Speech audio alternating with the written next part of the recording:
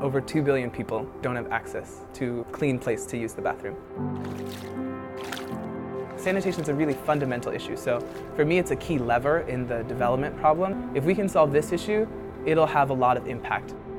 I have a big interest in engineering, but I also have a real passion for applying that engineering to solving real people's real problems. Getting a PhD can be a challenging experience. And there are times where you think, I don't know anything. But those times, again, you can just go back and think about, how did I get here? As a young scholar, being able to think about my intellectual pursuits and what value they brought me and why I was doing them, that's something that I've carried on with me since then. In high school, I realized that I wanted to know more about research. And so that was one thing I did, and that really turned me on to research as an intellectual pursuit. For me, it was a chance to challenge myself and push myself out of a comfort zone. For Christmas? No. It was definitely hard for my mom to let me go across the country, especially since I'm the youngest child. She was really, really good about letting me sort of spread my wings.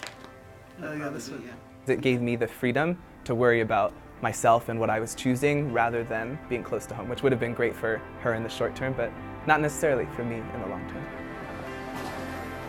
There are too many times where I've realized that this is a perfect confluence of my passions and my skills that I've developed. It's not a coincidence that I'm here and that I belong here, and this is where I can succeed.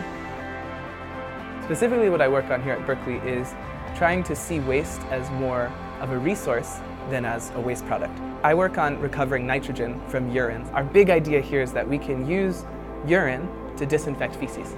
And so then we get a fertilizer out that's safe to handle. Nitrogen is an important component of fertilizers. And so in a lot of developing communities, fertilizers are the things that limit their crop yields. We visited this mountain community outside of Oaxaca.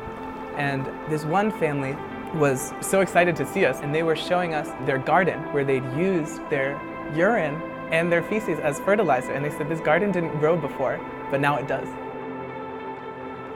By solving the sanitation issue, we can solve lots of different problems. There's a lot of research data on the fact that if there's not a toilet at school when girls enter puberty, they'll drop out. And that, of course, starts a gender gap that continues to propagate for decades. I think that a lot of the solutions to our world's most pressing problems are in the minds of children who are simply preoccupied with survival. And so sanitation for me is one way to remove that preoccupation with just surviving. These kids are instead thinking about how to change their own futures and the future of our world.